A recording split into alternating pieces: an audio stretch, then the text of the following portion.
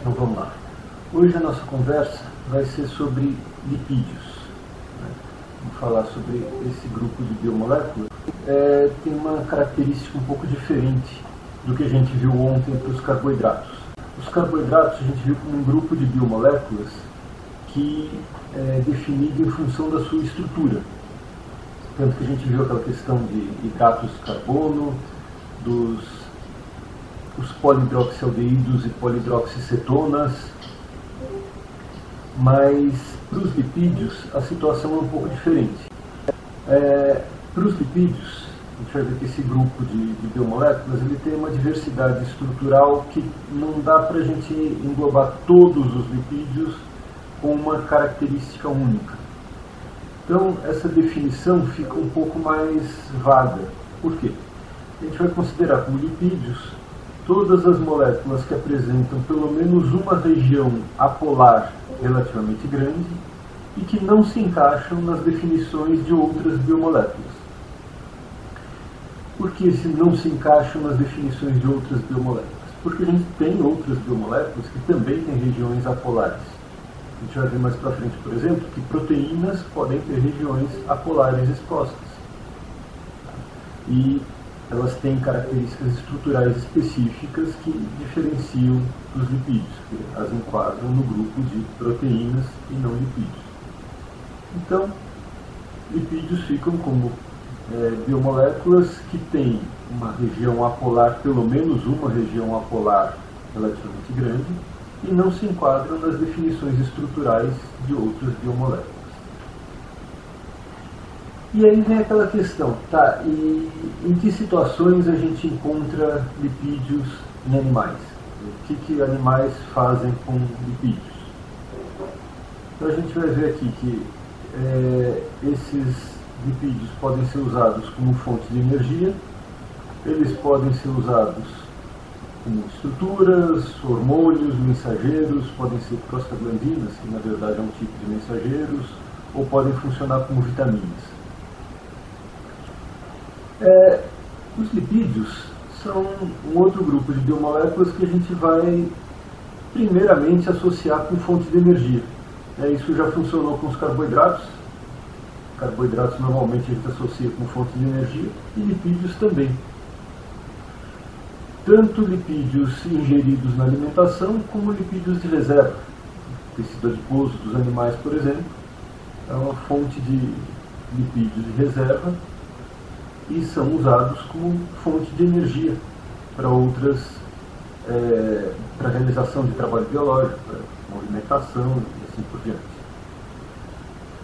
Mas aquela história, apesar disso aqui ser o que chama mais atenção, de a gente ter uma grande quantidade de lipídios que é usado como fonte de energia, a gente também encontra outras funções indispensáveis para os animais, outras funções vitais, como é o caso de lipídios estruturais. Essa é uma característica muito importante para os lipídios. Por quê? Lipídios estruturais, o exemplo mais típico disso são os lipídios de membrana. Se a gente não tivesse membranas, se os animais não tivessem membranas, você não teria estrutura nenhuma. As células animais, todas têm a sua estrutura baseada em membranas. Então, se fossem retirados todos os lipídios de membrana, o animal se desestruturaria completamente, sobraria só o esqueleto e uma pasta das outras biomoléculas. Então, toda essa estrutura é baseada em lipídios. Outras funções muito importantes também são a questão de transferência de mensagens. Aqui eu vou agrupar essas três funções aqui: hormônios, mensageiros e prostaglandinas. São três funções associadas à transferência de mensagens. Hormônios são moléculas que transferem mensagens a longas distâncias em sistemas diferentes. Então você tem glândulas que produzem hormônios, liberam isso na circulação e esse hormônio vai ter um efeito sistêmico. Ele vai funcionar como um regulador de diversos tecidos, diversas células, diversos componentes de um animal, mesmo que eles estejam distantes fisicamente entre si. alguns desses hormônios são lipídios, por exemplo, os hormônios esteroidais. Esses hormônios têm uma estrutura lipídica. Nem todos os hormônios são lipídicos, mas existem hormônios que são lipídicos. Está colocado aqui como mensageiros, para diferenciar um pouquinho de hormônios. Mensageiros são moléculas que também transmitem mensagens, só que normalmente a curtas distâncias. A gente pode ter, por exemplo, mensageiros inseridos na membrana celular, ou componentes da própria membrana. Em algumas situações, os lipídios que compõem a membrana podem também assumir o papel de transmissores de mensagens. Então, em alguma situação pode acontecer uma reação que ativa uma determinada enzima que é capaz de catalisar a clivagem, a quebra de um lipídio de membrana, liberando um fragmento desse lipídio. E esse fragmento é capaz de ativar outras reações, uma sequência de reações, por exemplo, dentro da célula. E prostaglandinas também são mensageiros, também são moléculas lipídios que transmitem mensagens normalmente a curtas distâncias. Então são liberados num tecido e têm efeito naquele mesmo tecido. Então não é nem tão curto quanto um mensageiro intracelular, nem tão distante quanto um hormônio. Mas é um grupo específico de moléculas com uma estrutura semelhante entre elas, catalisadas por uma sequência de reações, produzidas por uma sequência de reações catalisadas por enzimas. E a gente encontra também vitaminas, moléculas que frequentemente não são sintetizadas no organismo, e algumas delas são lipídicas. Vitamina A, D, E, K são componentes que são indispensáveis para algumas funções celulares fisiológicas dos animais e têm características de lipídios. Então, de novo, a gente está diante de um grupo de biomoléculas que não tem uma definição estrutural muito marcante. Essa definição estrutural é uma questão de exclusão. Elas têm uma região apolar, mas não se enquadram em outros grupos de moléculas, e tem uma diversidade funcional grande. Para entender melhor, então, essa diversidade funcional, a gente vai detalhar um pouco mais a diversidade estrutural dessas moléculas. Então vamos ver como é que são esses lipídios. Essa figurinha aqui, ela mostra algumas estruturas de lipídios. Deixa eu ampliar um pouquinho isso aqui. Então a gente vê aqui ampliado algumas estruturas de lipídios que mostram essa característica de regiões apolares grandes. Nesse caso aqui ele é todo apolar, mas, por exemplo, aqui a gente tem uma região apolar aqui, outra região apolar aqui. Então são moléculas que apresentam grandes regiões apolares.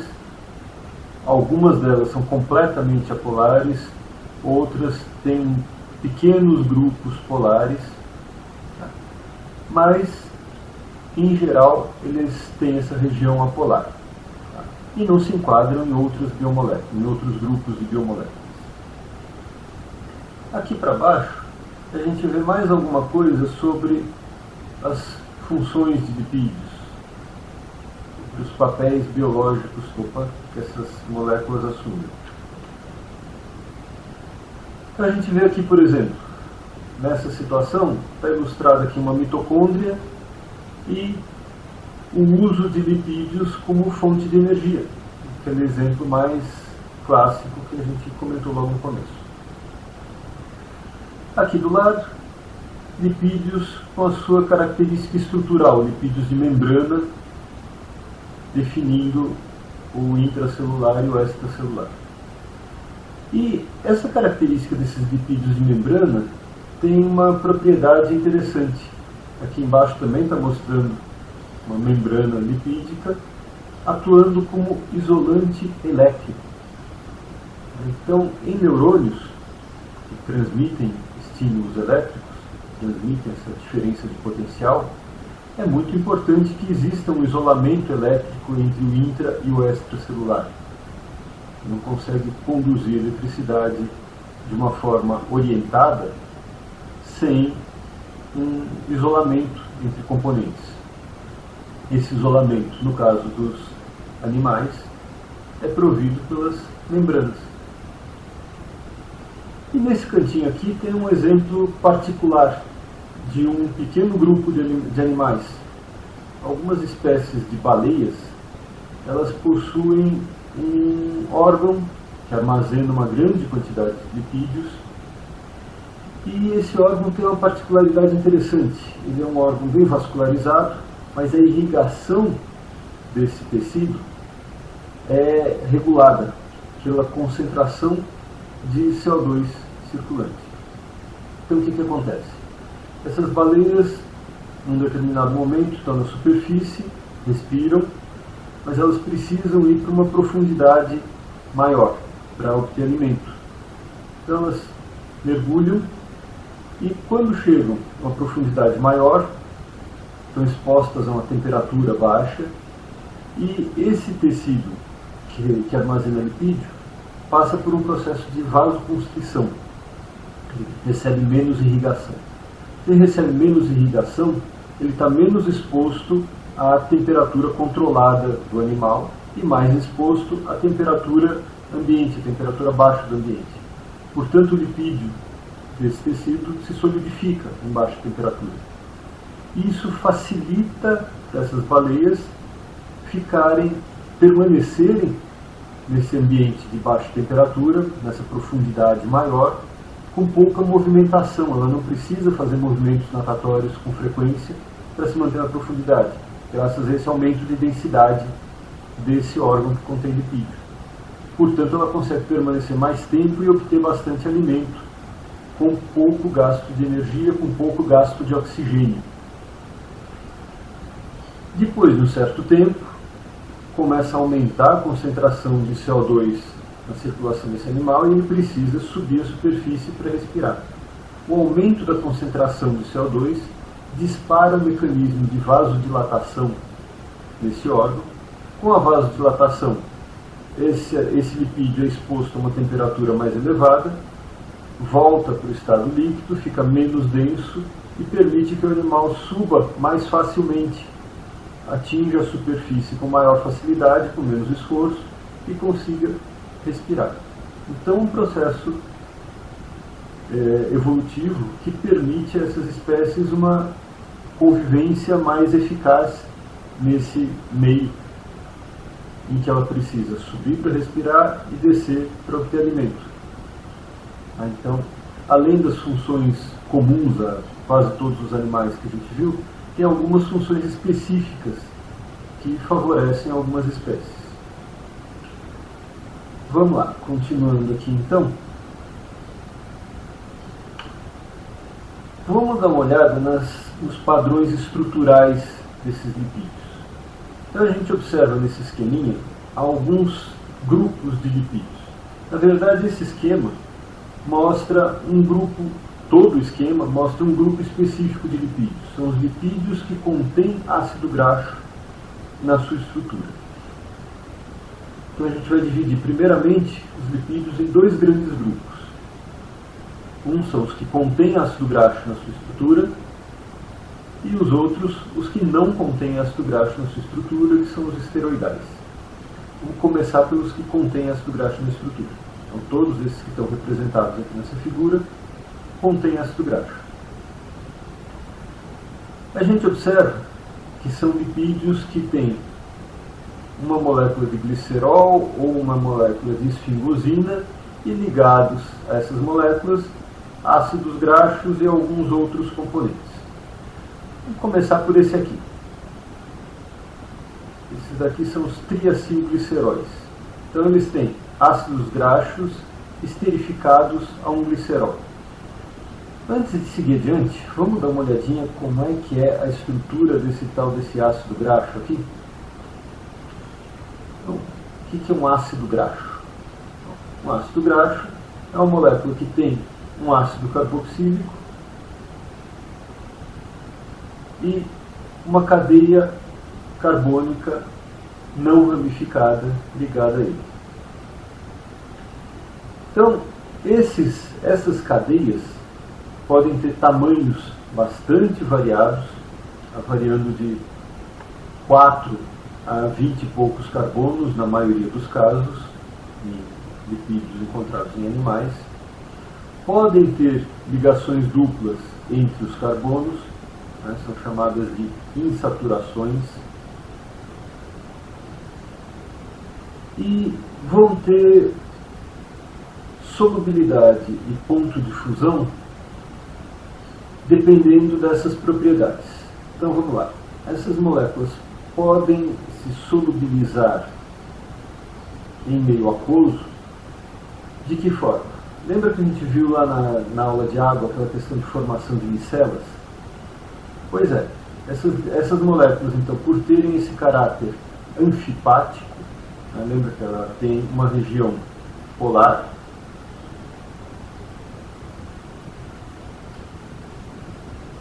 ela tem essa região polar que pode estar ou ionizada na forma de O-, como está aqui, ou protonada na forma de OH, então dando a essa região uma característica de polaridade. Tendo uma região polar e uma região apolar, então ela vai ser chamada de anfipática. Uma molécula anfipática vai ter essa propriedade, essa possibilidade de formação de micelas, que pode fazer com que ela se mantenha numa solução aquosa. Agora, essas moléculas interagem entre si, tanto nas micelas, quanto numa situação em que você tenha só as moléculas do lipídio, só as moléculas do ácido graxo. E isso vai definir um pouco essa questão do ponto de fusão. Quer dizer, ponto de fusão. Alguns lipídios são líquidos em temperatura ambiente, outros são sólidos, mas em geral eles têm um ponto de fusão relativamente baixo.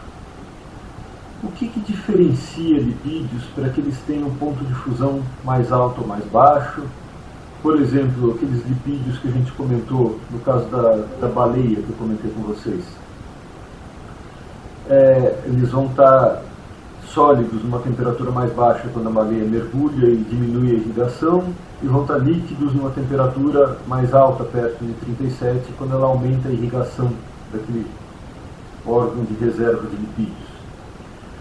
Mas o que pode mudar na estrutura, que características da estrutura desses lipídios podem interferir no ponto de fusão?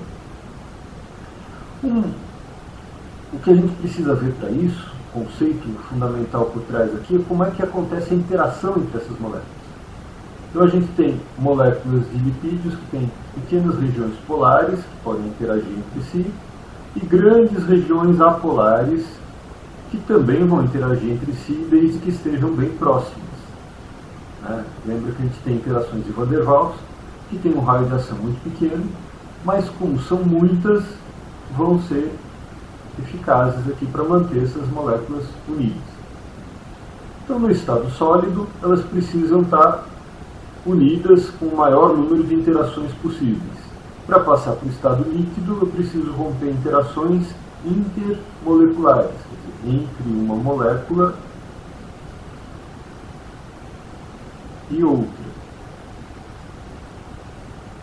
Então, não são interações dentro da mesma molécula, são interações entre uma molécula e outra. Como é que elas interagem? Bom, elas vão interagir por interações polares, ligações de hidrogênio na região polar, ou interações de Van der Waals na região apolar. Essa região apolar é bem grande. Então, quanto maior a região apolar, maior o número de interações de Van der Waals que a gente observa aqui.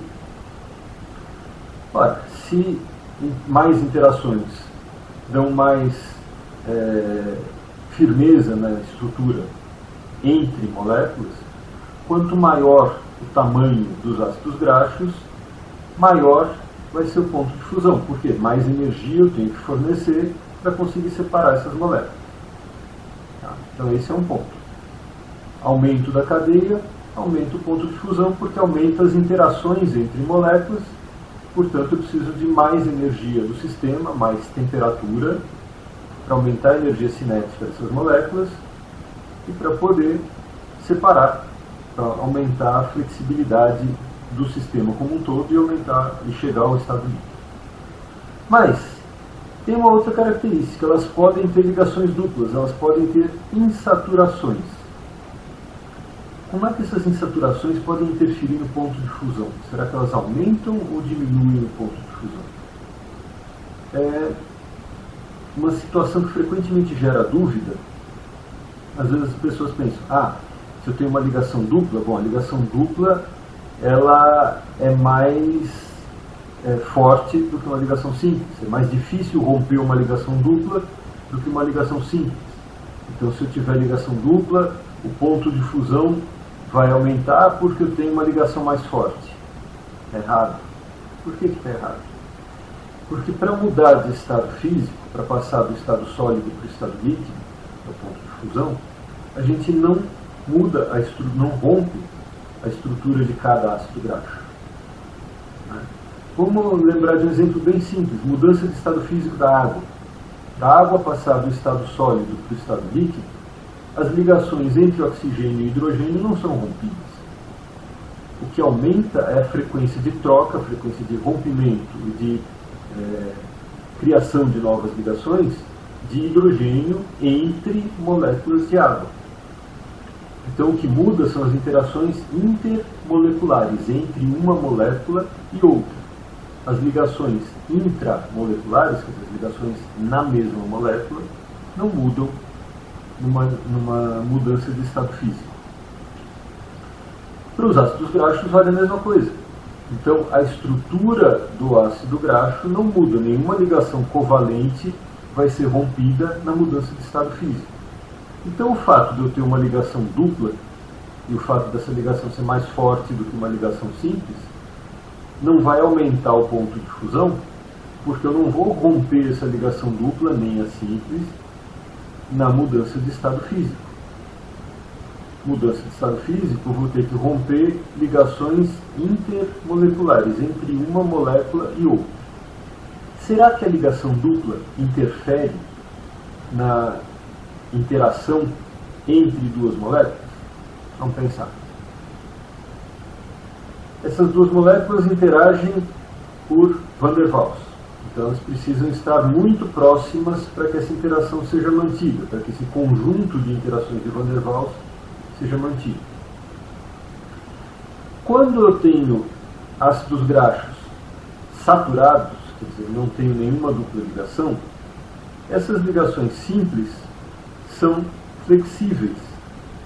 Elas permitem rotação de 360 graus.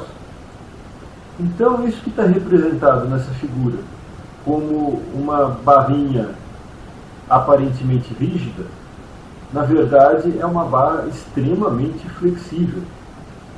Em situação normal, isso pode se dobrar em qualquer posição. Não vai ficar retinho, como está aqui, todas retinhas, tudo igualzinho. Elas se dobram com bastante facilidade, o que permite que uma molécula se molde às suas vizinhas com facilidade e aumente muito a probabilidade de interações, de várias interações de Van der Waals ocorrendo entre essas moléculas, porque todas elas são bastante flexíveis. Quando eu passo para uma ligação dupla, essa ligação dupla muda a geometria desses carbonos, a geometria de ligação. Essa ligação passa a ter uma geometria plana. Então, esses componentes que estão dentro desse retângulozinho rosa aqui, passam a ficar fixos no plano. Diminui bastante a flexibilidade dessa região. Se diminui a flexibilidade, diminui a probabilidade de interações com as moléculas vizinhas. Se diminui a probabilidade de interação, diminui a força de interação entre duas moléculas. portanto, diminui o ponto de fusão. Fez sentido? Então aqui está mostrando a questão das interações entre os saturados e os insaturados. Os insaturados têm uma região rígida que dificulta um pouco as interações. Aqui também mostrando os de ocorrência natural, com variação de tamanho e de presença de insaturações. Então, agora que a gente já viu alguma coisa sobre os ácidos graxos, vamos voltar para as biomoléculas que contêm ácido graxo na estrutura. Então, esse primeiro grupo aqui, chamado de triacilgliceróis. Triacilgliceróis, então, são moléculas que têm... Meu Deus, que traço todo. São moléculas que têm 3 ácidos graxos esterificados a um glicerol. São lipídios apolares e são os lipídios mais frequentemente encontrados como armazenamento. Por exemplo, os lipídios do tecido adiposo dos animais são, na sua grande maioria, triacilgliceróis. Então a gente vai encontrar 3 desse ácido graxo, que a gente já viu, esterificados a um glicerol. Vamos ver um pouquinho mais de detalhe dessa estrutura. Aqui é a estrutura do triacilglicerol. Então a gente tem aqui no cantinho a estrutura do glicerol. Então, glicerol tem esse padrão estrutural. Tá. E a estrutura do ácido graxo a gente acabou de ver. Esse glicerol, como a gente pode ver aqui, ele tem uma característica polar. Por quê? Ele tem hidroxilas que vão dar uma característica de polaridade distribuídas em toda a cadeia dele. Então é uma molécula pequena e polar. E esse glicerol vai ser esterificado a 3 ácidos graxos. A gente acabou de ver que os ácidos graxos têm uma característica anfipática. Então tem uma região polar pequena e uma cadeia apolar grande. Quando a gente faz uma reação então que liga 3 anfipáticos a um polar, qual a propriedade do produto dessa reação, que é esse triacilglicerol que está sendo mostrado aqui? A impressão que dá é que seria anfipático, né? Às vezes a gente só olha para o esqueminha aqui, pensar, tem um monte de oxigênio aqui, ó, essas bolinhas vermelhas aqui devem representar polaridade. Parece que isso é anfipático porque tem um pedaço apolar aqui embaixo e talvez tenha um pedaço polar aqui em cima. Está errado. Esse triacilglicerol é considerado apolar. Por quê ele é considerado apolar? Ele não vem de um polar mais 3 anfipáticos? Pois é, mas nessa reação de esterificação, o que vai acontecer? Aquela hidroxila do glicerol e aquela hidroxila do ácido graxo vão ser usadas e vão liberar água. Então, essa liberação de água vai fazer com que esse oxigênio fique ligado a 2 carbonos nessa esterificação. O oxigênio ligado ao carbono tem diferença de eletronegatividade, mas não é uma diferença tão intensa quanto a ligação oxigênio-hidrogênio das hidroxilas. Então não chega a formar um dipolo tão forte a ponto de permitir formação de ligações de hidrogênio. Então essa região aqui também não é considerada polar. Por isso que, apesar de a gente estar ligando um polar a 3 anfipáticos, o produto é uma molécula apolar. Apesar da presença desses oxigênios, nenhum deles está ligado a um hidrogênio. Estão ligados a carbonos que têm uma eletronegatividade considerável. Portanto, isso aqui vai ficar tudo junto com uma característica apolar.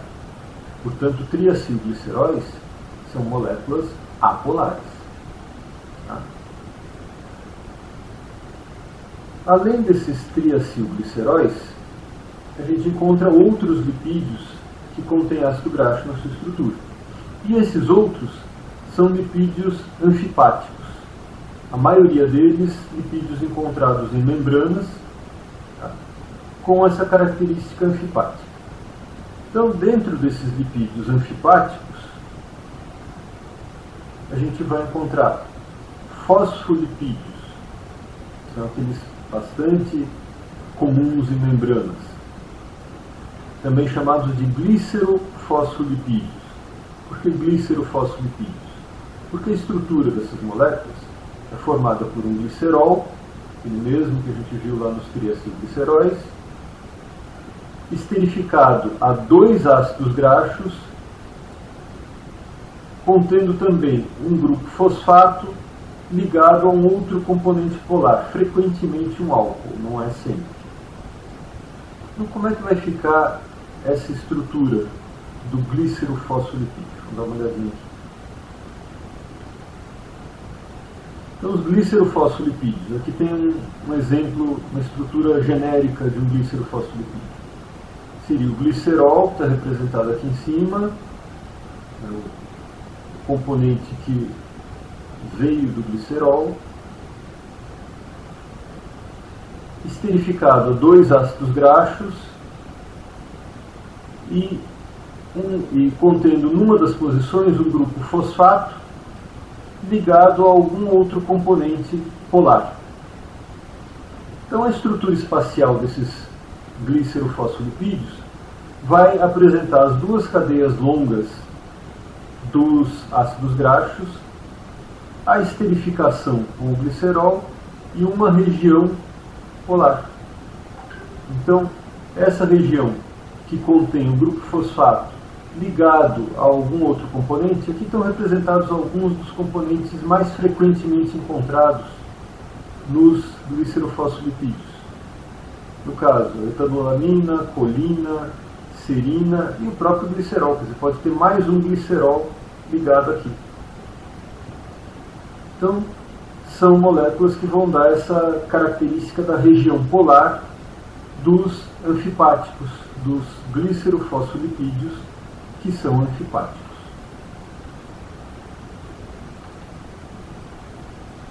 Ainda nos lipídios anfipáticos, a gente pode encontrar um lipídio que não contém, um tipo de lipídio que não contém glicerol, mas tem uma molécula chamada de esfingosina. Esses lipídios, então, são chamados de esfingolipídios. A gente pode ter fosfoesfingolipídios e glicoesfingolipídios. São fosfolipídios e glicolipídios. São lipídios que contêm fosfato ou lipídios que contêm carboidrato.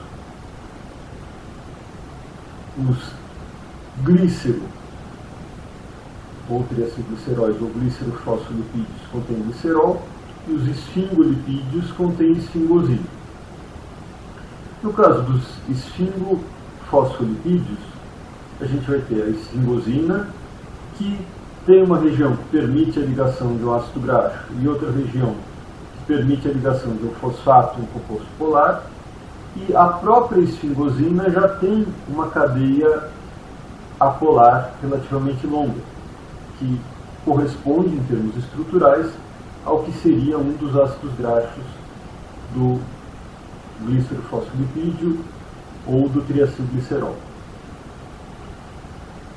Vamos ver aqui, então, um pouquinho mais de detalhe da característica desses esfingolipídios. Então, os esfingolipídios vão ter a esfingosina, que está representada aqui em rosa. Então, está vendo que ela já tem uma cadeia apolar relativamente grande, que dá essa propriedade anfipática à esfingosina isolada.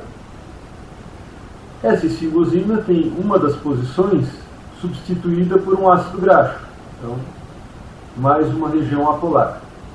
E ela tem na extremidade um grupo polar, que pode ser um componente ligado a um fosfato, então a gente vai ter um esfingofosfolipídio, ou então pode ser um carboidrato, frequentemente oligosacarídeos.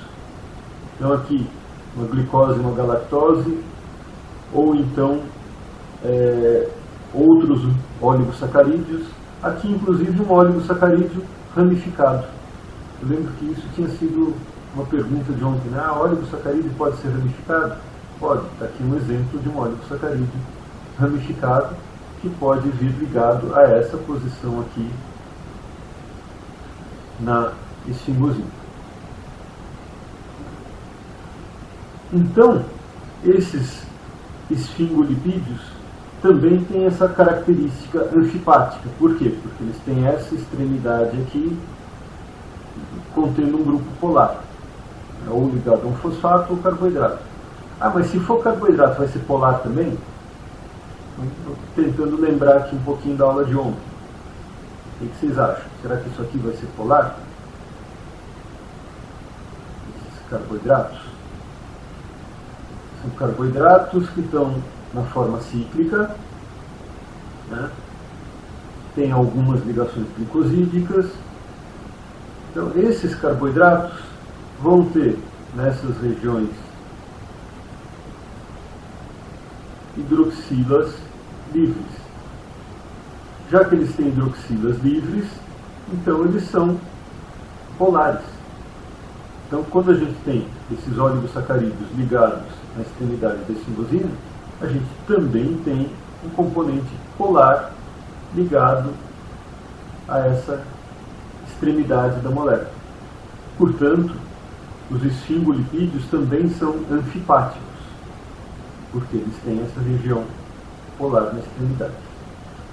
Esses esfingolipídios são divididos em alguns grupos que são encontrados em tecidos bastante intuitivos para a gente descobrir. Por exemplo, as esfingomielinas, o nome já sugere, são encontradas na bainha de mielina dos neurônios. Cerebrosídeos, olha só, quem diria, são encontrados no cérebro. E gangliosídeos, esse aqui precisa tomar cuidado para não confundir, são encontrados em gânglios, mas não em gânglios linfáticos, em gânglios do sistema nervoso. Ok? Nenhuma dúvida? Podem perguntar aí se for aparecendo dúvida. Perguntar ou falando, vocês podem ativar o microfone de vocês, ou escrevendo aqui no chat. Voltando aqui para a nossa tabelinha de classificação dos lipídios. Então, só para concluir o que nós vimos até agora. Nós vimos lipídios que contêm ácido graxo na sua estrutura. Então, a gente viu a estrutura do ácido graxo, que é aquele componente anfipático, que tem um ácido carboxílico e uma cadeia carbônica, que pode ser saturada ou insaturada, mono ou poliinsaturada, e se liga, esses ácidos graxos podem se ligar a um glicerol. Então, se o glicerol está ligado a 3 ácidos graxos, a gente está falando de um triacilglicerol, um lipídio apolar.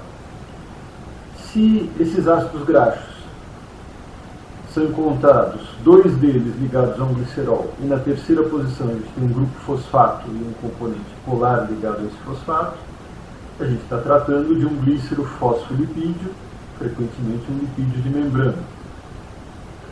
Se esse ácido graxo está ligado a uma esfingosina, a gente está falando de um esfingolipídio. E aí precisa ver, além do ácido graxo, o que mais está ligado à esfingosina. Se for um fosfato, é um esfingofosfolipídio. Tem esse ácido graxo, grupo fosfato, e ligado ao fosfato, um outro componente polar. Se, em vez de um fosfato, a gente tiver um carboidrato, geralmente um oligosacarídeo, ligado à esfingosina, então a gente está tratando de um esfingoglicolipídio.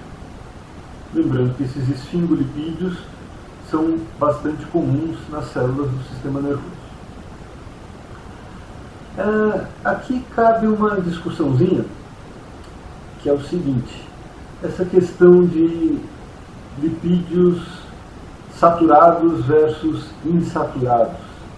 Isso já foi abordado na mídia muitas vezes por questões alimentares, alimentos que tendem a estar mais associados a doenças cardiovasculares ou não. né? Então, como é que é isso? Há alguns anos atrás foram feitos estudos e foi visto que gorduras saturadas, o que são saturados? Saturados são os que não têm ligações duplas, já que as ligações duplas são chamadas de insaturações. Esses daqui são saturados. Gorduras saturadas geralmente são triacilgliceróis que contêm ácidos graxos saturados. Então, essas gorduras saturadas, há vários anos atrás, fizeram alguns estudos e descobriram que indivíduos que têm doenças cardiovasculares frequentemente ingeriam uma quantidade relativamente grande dessas gorduras saturadas. Então foi estabelecida uma correlação entre a ingestão de gorduras saturadas e um maior risco para doenças cardiovasculares. A partir daí, então, começou-se uma campanha para que as pessoas ingerissem menos gorduras saturadas. E a indústria de alimentos foi aderindo a essa tendência e começou a produzir gorduras insaturadas. Então, começaram a produzir alimentos contendo gorduras insaturadas, com insaturações. Essas insaturações, elas permitem uma isomeria, não sei se vocês estão lembrados, isomeria cis-trans. Então, quando a gente tem uma dupla ligação, uma insaturação numa cadeia carbônica, a gente pode ter diferentes posições de ligação a esses carbonos.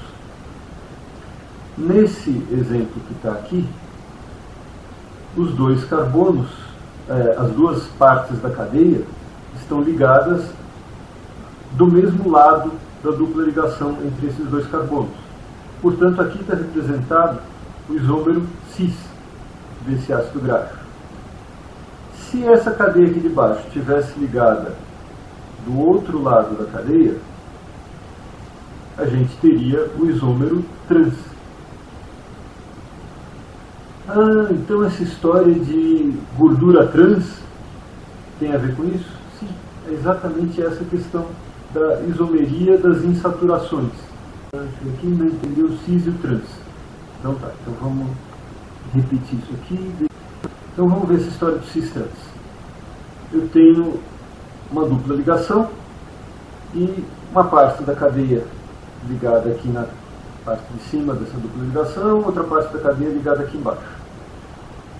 Nessa situação que está representada aqui, eu tenho os dois componentes ligados do mesmo lado da cadeia. Então esse está ligado desse lado aqui, e esse aqui está ligado também desse lado. Isso representa a isomeria cis.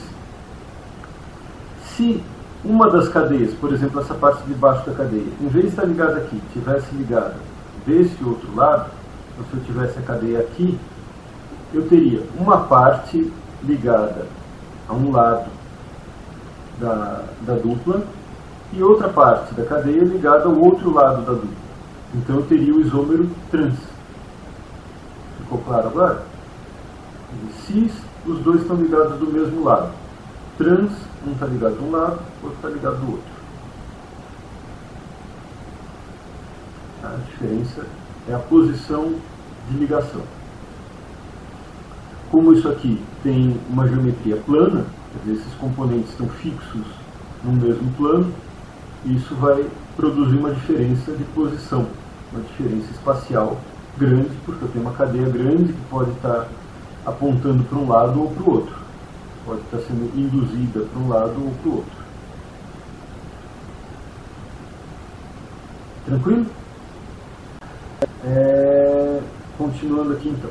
Eu estava falando dos saturados, que foram primeiramente descritos como associados à doença cardiovascular, e aí começou-se a investir mais nos insaturados.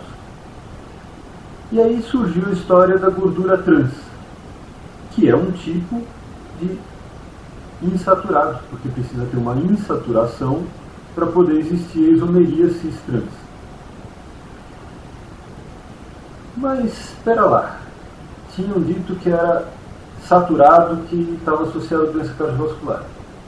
Depois começou a aumentar o consumo de insaturado. E aí, em outros estudos, concluíram que a gordura insaturada trans também estava associada a doenças cardiovasculares. Mais ainda do que o saturado. Ué, mas como é que é isso? É porque com esse aumento de produção de alimentos baseados em gorduras insaturadas, vários deles foram produzidos na forma trans, porque na época não existia essa diferenciação cis-trans quanto à interação, quanto à associação com doenças cardiovasculares. Foi estabelecido depois. Então, viu-se também que o insaturado trans está associado a maior incidência de doenças cardiovasculares. A gente vai ver mais para frente que não é só o lipídio, o triacilglicerol com ácidos graxos trans que vai causar a doença. Ele é um dos fatores que induz a formação de placas. Essa formação de placas, na verdade, depende de lipoproteínas. Então aí vai entrar uma associação com outro grupo de moléculas, né? Lipídios associados a proteínas, que vão interagir com a superfície dos vasos, a superfície interna dos vasos, tem uma membrana chamada endotélio, e vão disparar uma resposta inflamatória. E essa resposta inflamatória disparada dentro dos vasos é que vai começar a acumular células e acumular também lipídios e vai disparar um processo crônico, um processo que se perpetua ao longo do tempo e vai estreitando os vasos por acúmulo de material na espessura do vaso. Então, esses lipídios, tanto saturados, mas de uma forma bem menos intensa, mas principalmente os insaturados trans, vão induzir a produção em maior quantidade dessas lipoproteínas que vão disparar esse mecanismo de resposta inflamatória nos vasos, que vai ser o início desse processo de doença cardiovascular por obstrução, geralmente por obstrução. Então aqui foi um parênteses para a gente discutir um pouquinho essa questão, né, de doença cardiovascular e associação com alguns tipos de lipídio, e para associar esses tipos de lipídio às características estruturais que a gente acabou de ver.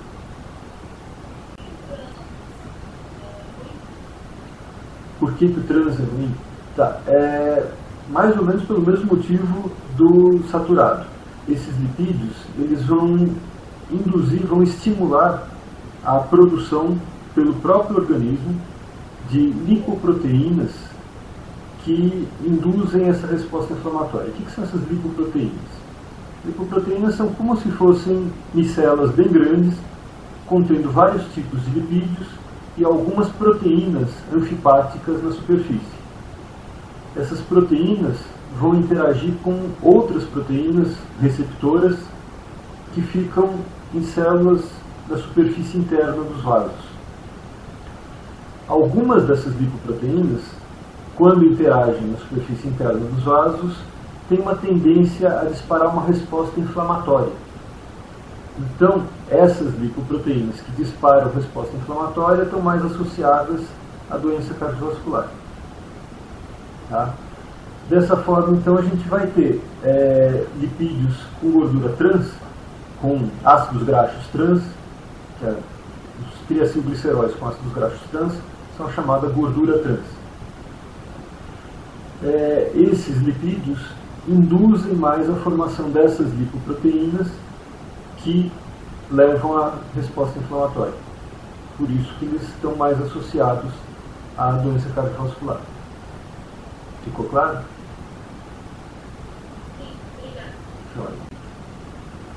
Esses lipídios anfipáticos podem passar por processo de agregação, que vai ser a questão da formação das lipoproteínas, que eu acabei de comentar.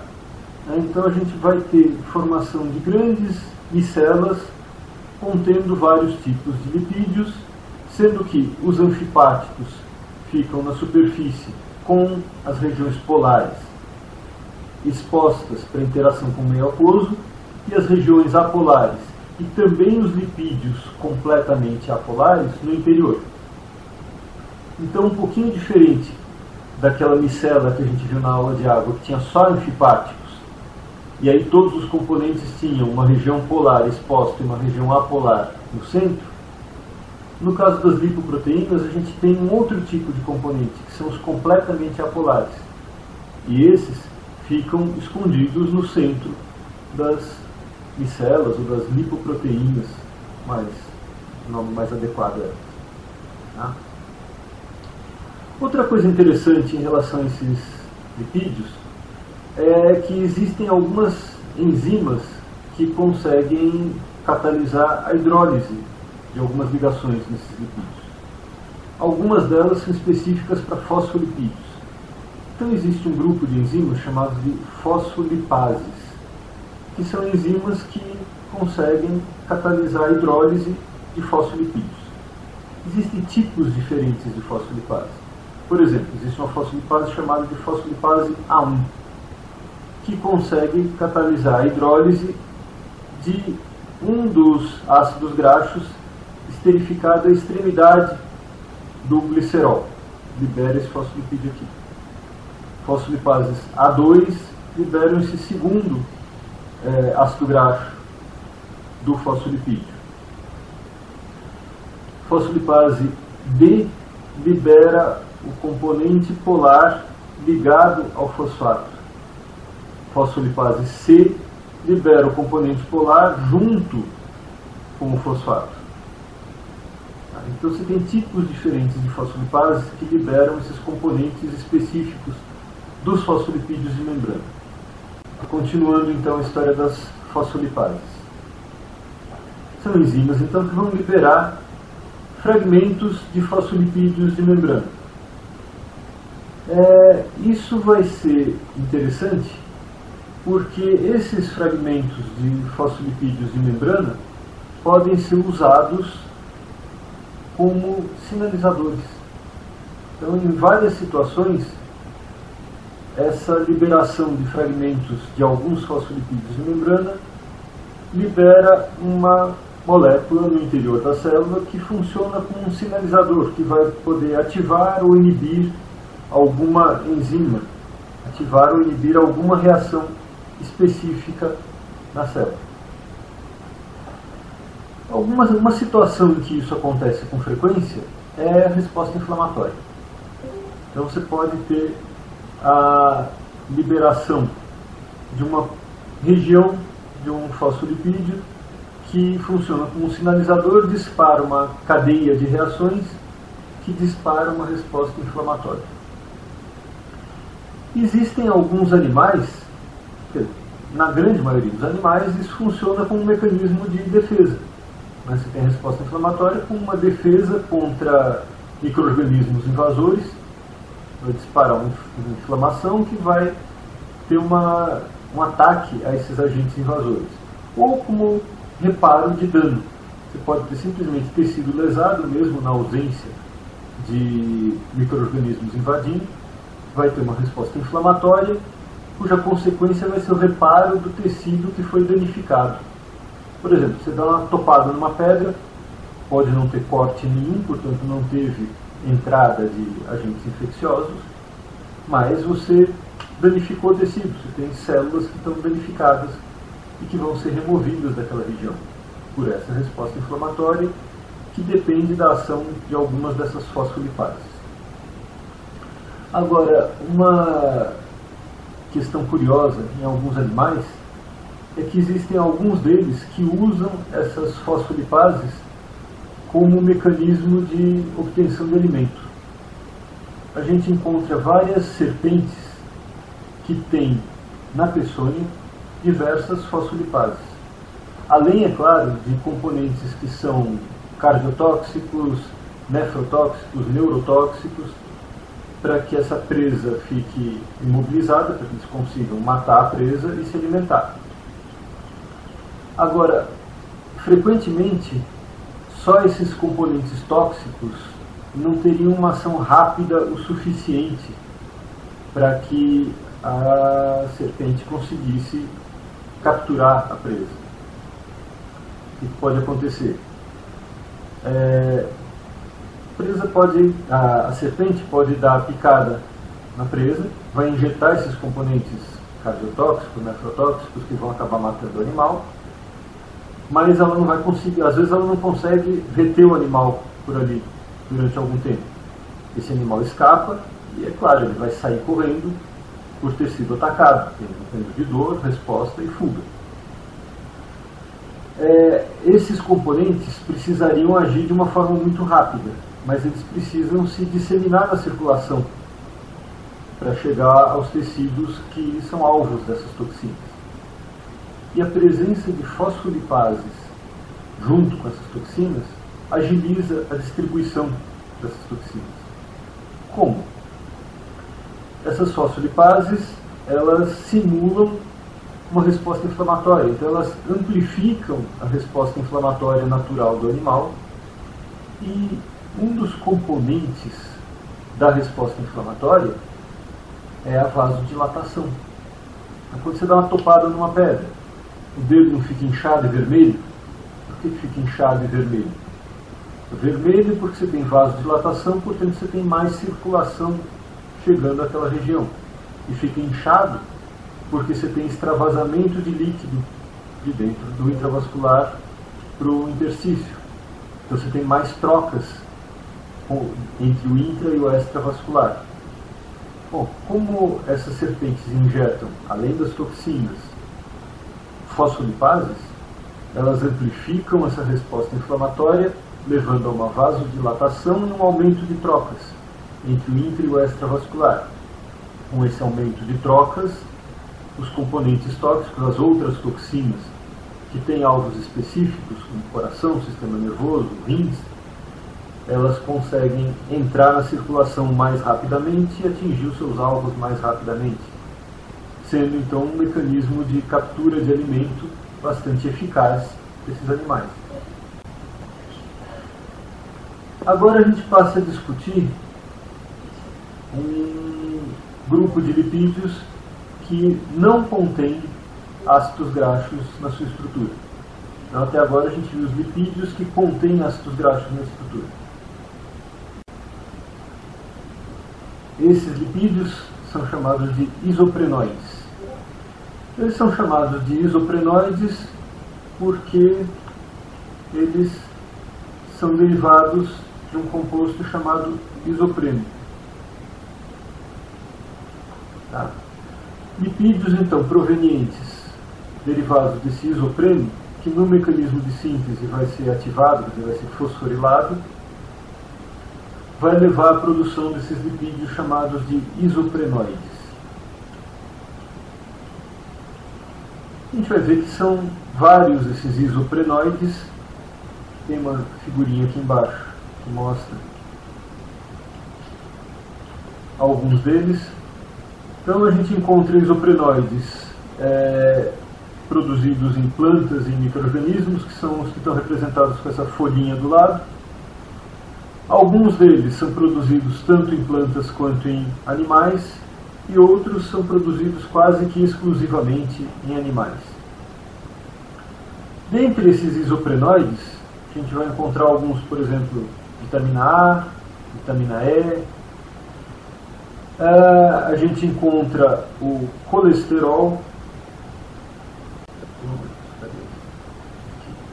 Então aqui está representada a estrutura do colesterol. Os professores, isoprenoides são sempre vitaminas? Não. Isoprenoide é um grupo grande de moléculas de lipídios que não contém ácido graxo na estrutura. Deixa eu voltar aqui. Então esses isoprenoides compreendem todo esse grupo de lipídios que não contém ácido graxo na estrutura. E alguns isoprenoides são vitaminas. Então, por exemplo, aqui está representada a estrutura da vitamina A. Esse isoprenoide é uma vitamina. Mas existem vários outros isoprenoides que não são vitaminas. Então, por exemplo, o isoprenoide pode ser um hormônio? Sim. Os hormônios esteroidais são todos isoprenoides. O colesterol não é uma vitamina e é um isoprenoide. Tá? Então a gente vai ter um grande grupo de lipídios que não contém ácido graxo na estrutura, que são os isoprenoides. Dentro desse grupo a gente tem alguns subgrupos, algumas subdivisões. Alguns deles são essas vitaminas, isoprenoides, outros são o colesterol e derivados do colesterol. Tem alguns isoprenoides que não têm nada a ver com animais, por exemplo aqui cânfora e mentol, são componentes vegetais. Tá?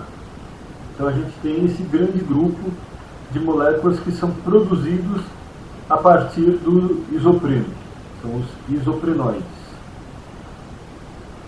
A gente vai encontrar, por exemplo, nesses isoprenoides, então essas vitaminas, vitamina A, vitamina E, vitamina K, que estão representados aqui embaixo. Também tem uma outra molécula, essa ubiquinona, que está representada aqui. É uma molécula que a gente vai ver em detalhes mais para frente, quando a gente for estudar detalhes da cadeia respiratória. Essa ubiquinona vai ter um papel importante, porque é uma molécula que consegue se manter na região apolar das membranas. Lembra que as membranas têm uma superfície polar exposta para o meio extracelular, outra superfície polar exposta para o intracelular, isso no caso da membrana citoplasmática. Membrana mitocondrial é uma membrana, uma bicamada lipídica do mesmo jeito, e a gente vai ter uma parte dela exposta para a matriz e outra parte para fora, uma região chamada de espaço intermembrana, você vai ver mais detalhes depois. E na região apolar, quer dizer, na região onde ficam as caudas apolares desses fosfolipídios, a gente vai encontrar essa ubiquinona.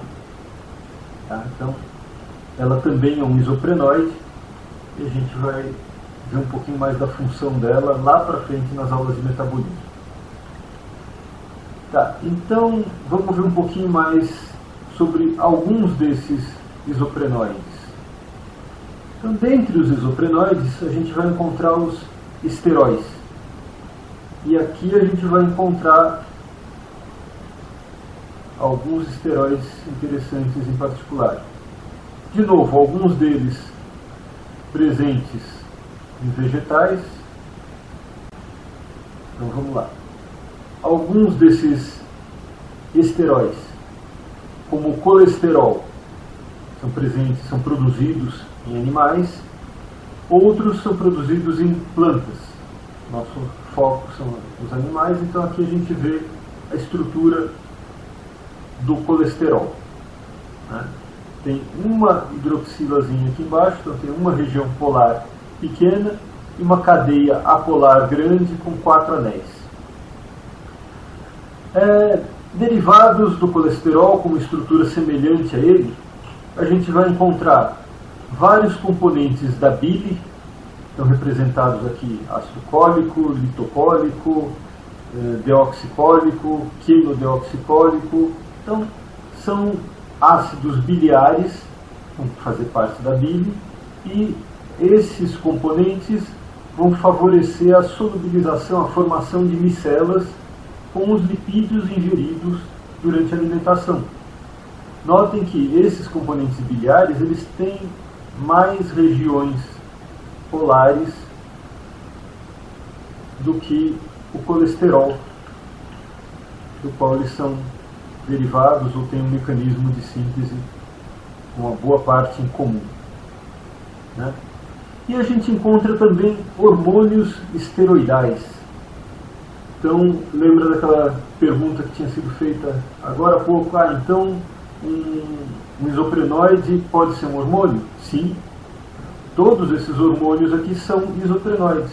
O cortisol aldosterona, testosterona, estradiol, calcitriol, progesterona. Todos esses daqui são hormônios esteroidais e são isoprenóides, fazem parte do grande grupo dos isoprenóides. Tem até um diferentezinho mostrado aqui, né? Ecdisona, que é um feromônio que é característico de insetos, mas também encontrado em aracnídeos. Então, não só mamíferos têm hormônios esteroidais. E aqui a gente vê que eles têm características semelhantes, né? O tamanho das cadeias é mais ou menos similar entre esses esteróis. A maioria deles tem esse padrão de 4 anéis e geralmente eles têm poucas regiões polares, então a maioria deles são considerados componentes anfipáticos. Poucas regiões polares com uma região apolar um pouco maior. Tá? A gente pode observar aqui também, um pouquinho mais para baixo, a estrutura do colesterol. No caso aqui com uma estrutura representando todo o preenchimento atômico. Ou então, para ficar mais fácil de a gente correlacionar com a posição dos átomos, a gente vê aqui também a estrutura do colesterol. E aí, como eu comentei com vocês agora há pouco, a questão das gorduras saturadas, da gordura trans e associação com doença cardiovascular, a gente também está muito acostumado a ver associação com doença cardiovascular e colesterol. Né? Ah, estou com colesterol alto, estou com colesterol baixo, e colesterol bom está baixo, colesterol ruim está alto. Ué, pera lá, o que é colesterol bom e o que é colesterol ruim? Esse colesterol que está desenhado aqui, por exemplo, é o colesterol bom ou o colesterol ruim? Falta o que aqui? Falta um emojizinho de um anjinho para dizer que ele é bom, ou um emoji de um diabinho aqui para dizer que ele é ruim? Como é que a gente vai saber se isso aqui é colesterol bom ou colesterol ruim? Não dá para dizer, é só colesterol, ponto. Não existe uma estrutura diferente para um que é chamado colesterol bom e outro que é chamado colesterol ruim. A molécula é a mesma. Mas por que um é chamado de bom e outro é chamado de ruim?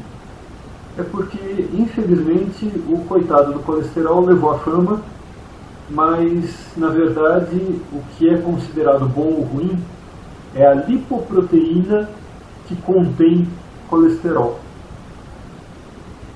Vocês já devem ter ouvido falar em LDL e HDL. Isso tem a ver com a densidade do colesterol? Não, não tem a ver com a densidade do colesterol, tem a ver com a densidade da lipoproteína, que é exatamente essa história de LDL e HDL. São lipoproteínas de alta densidade, HDL, High Density Lipoprotein, ou de baixa densidade, Low Density Lipoprotein. Existem outros tipos aí também, tem os quilomicrons, que são maiores ainda, tem o VLDL, que é o Very Low Density, mas se a gente ficar com esses dois exemplos, de LDL e HDL, então baixa densidade e alta densidade, a gente vai ver então dois tipos de lipoproteínas. O que eu acabei de comentar com vocês que são as lipoproteínas? São grandes micelas associando lipídios e proteínas. Então são grandes micelas formadas por lipídios de vários tipos. A gente tem fosfolipídios, tem ácidos graxos, tem triacilgliceróis e tem proteínas anfipáticas. Então, anfipáticas, quer dizer, são proteínas que vão ter uma região exposta polar e uma região exposta apolar. Essa parte polar fica na superfície, a parte apolar fica no interior. E essas lipoproteínas, que têm composição variada, então elas são compostas por centenas de moléculas de lipídios e algumas proteínas, e elas vão ter densidades diferentes. O colesterol é um dos componentes dessas lipoproteínas. Tá? Geralmente, as proteínas do tipo LDL são sintetizadas no fígado dos animais e lançadas na circulação, distribuindo esses lipídios para os tecidos periféricos. Distribuindo lipídios que foram captados ou sintetizados no fígado e levados para os tecidos periféricos. Essas proteínas contêm uma grande quantidade de lipídios, uma quantidade menor de proteínas e uma boa quantidade de colesterol também. E elas têm uma densidade mais baixa. Essas lipoproteínas ficam associadas ao colesterol, como eles se relacionam. Então, a relação entre as lipoproteínas e o colesterol é que o colesterol é um dos componentes das lipoproteínas. E ele é um pouco mais abundante no LDL do que no HDL. Tá? Mas não é exclusivo. Tem colesterol no HDL também. Esse LDL produzido no fígado e lançado nos tecidos é uma lipoproteína que tem algumas proteínas na superfície que disparam essa resposta inflamatória dos vasos. Então, uma produção em grande quantidade de HDL e liberação em grande quantidade tem uma tendência maior a disparar essa resposta inflamatória nos vasos e iniciar os mecanismos de doença cardiovascular.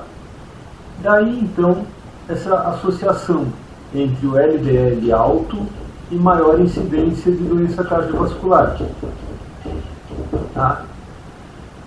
Como é que vai ser isso? Então a gente vai ter LDL sendo produzido em grande quantidade, com bastante colesterol, sendo distribuído para os tecidos periféricos, interagindo com proteínas na membrana dos vasos nesses tecidos periféricos e podendo disparar a resposta inflamatória, por estar sendo gerado com muita frequência, durante muito tempo e em grande quantidade. Então podendo disparar com mais frequência essa resposta inflamatória nos tecidos periféricos. Já o HDL funciona ao contrário.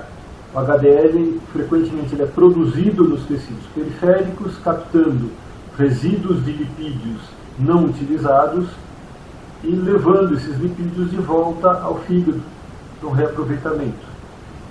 Então, esse HDL, que também contém colesterol, ele leva esses lipídios de volta para o fígado. Eu estou falando de uma forma mais ou menos resumida agora, nas aulas de metabolismo de lipídios, principalmente na síntese de lipídios, a gente vai ver mais detalhes desse processo. Essa história toda de sintetismo um lugar leva para o outro e tal, foi para dar um embasamento para a gente entender por que o LDL é chamado de colesterol ruim e o HDL é chamado de colesterol bom. Ambos são lipoproteínas, LDL e HDL, e ambos contêm colesterol. Só que o LDL tem densidade menor, leva lipídios e colesterol para os tecidos periféricos. E está mais associado à incidência de doença cardiovascular, porque as proteínas do LDL disparam essa resposta inflamatória quando entra em contato com proteínas dos vasos nos tecidos extrahepáticos. Então, esse nome colesterol ruim, na verdade, ele é dado em função do LDL conter bastante colesterol e estar associado à doença cardiovascular. Mas a molécula de colesterol que está no LDL é igual à molécula de colesterol que está no HDL. Tá? Nos dois casos, tanto no LDL quanto no HDL, a gente pode ter colesterol esterificado, ácidos graxos, que também diminui a densidade, no caso principalmente do LDL. Ficou claro então essa questão de colesterol bom e colesterol ruim? O colesterol é o mesmo. Ele estava no lugar errado, na hora errada, quando se associou ao LDL e foi chamado de colesterol ruim, e estava no lugar certo e na hora certa quando estava associado ao HDL e foi chamado de colesterol bom. Então, na verdade, o bom e o ruim são as lipoproteínas, quer dizer, quem tem mais associação com doença cardiovascular, que é o LDL, é a lipoproteína, e mais associação com menos associação com a doença cardiovascular é o HDL, que é chamado de colesterol bom. Mas colesterol é um dos componentes. Tá? Diga.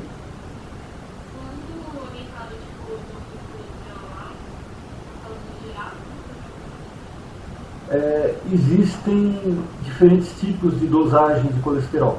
Então, se você faz uma dosagem de colesterol total, aí de fato você está falando de todo ele. Você extrai colesterol das lipoproteínas e faz a dosagem de colesterol total, incluindo o colesterol livre, o colesterol no HDL e o colesterol no LDL.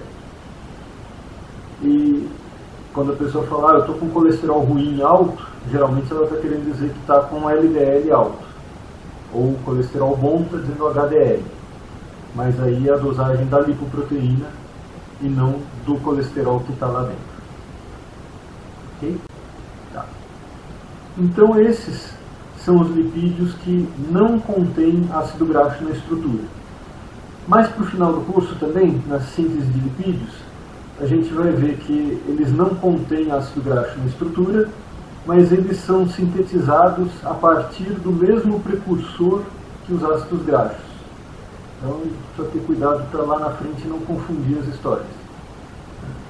Os ácidos graxos fazem parte de um grupo de lipídios, os esteróis são um grupo que não contém ácido graxo na estrutura, mas ambos são produzidos a partir do mesmo precursor.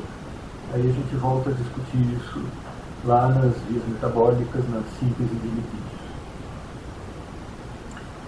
Então, o tema de lipídios foi isso. A gente viu essa definição que tem alguma base na estrutura, mas não é característico. Então, quer dizer, a gente não tem um padrão molecular que todos os lipídios têm esse mesmo padrão aqui. Não dá para dizer, por exemplo, lipídios são moléculas que contêm ácido graxo, porque tem os esteróis que não têm ácido graxo. Então lipídios são moléculas que têm 4 anéis. Não, porque você tem os triacilgliceróis que não têm anel nenhum. Então a definição ficou dessa forma mais ampla, que são moléculas que têm pelo menos uma região apolar e não se enquadram nas definições das outras biomoléculas. A gente viu os lipídios que contêm ácido graxo, vimos também as características dos ácidos graxos, os triacilgliceróis, que são apolares, apesar de serem formados por 3 anfipáticos esterificados a um polar. Os glicerofosfolipídios, que ainda tem o glicerol, mas tem só 2 ácidos graxos. Na terceira posição tem o fosfato ligado a uma molécula polar. E tem os esfingolipídios, que tem só um ácido graxo, uma das cadeias longas é da própria esfingosina, e tem uma região polar, que vai ser um fosfato com alguma coisa polar ou um carboidrato. Vimos também as várias funções que esses lipídios podem assumir. Ok?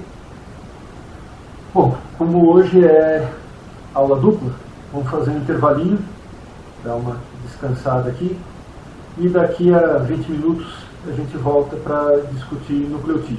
Ok? Peraí, o que houve aqui? O vídeo travou.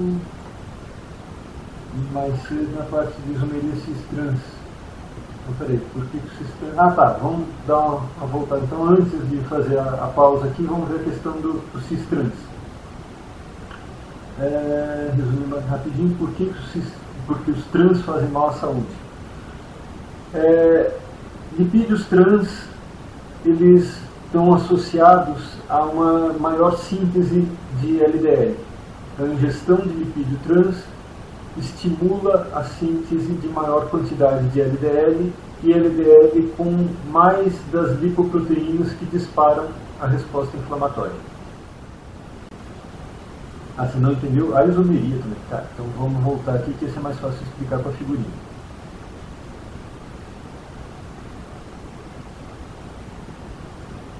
Tá até com o meu rabisco aqui.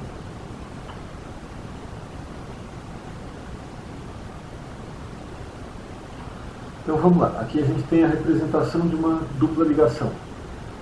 Essa dupla ligação, está representada aqui, permite 4 ligantes a ela. E ela é fixa num plano. Então, esses 4 ligantes podem estar em posições espaciais diferentes. Se eu tiver uma parte da cadeia ligada de um lado da dupla, de um lado do plano, e outra parte ligada do outro lado do plano, eu tenho uma isomeria trans. Esse plano aqui é fixo, então eu posso dividi-lo em lado direito e lado esquerdo. Se eu tenho as duas regiões da cadeia ligadas do mesmo lado do plano, isso aqui vai ser uma isomeria cis. Se eu tenho um do lado do plano e outro do outro lado do plano, eu tenho isomeria trans. O isômero trans está associado a maior produção de lipoproteínas do tipo LDL, ele estimula mais essa síntese. E principalmente com maior quantidade das proteínas no LDL que disparam a resposta inflamatória. Daí a maior associação desse lipídio trans com doença cardiovascular. Ok, então eu vou fechar aqui a comunicação um pouquinho para preparar o sistema do YouTube para a próxima aula. Até já!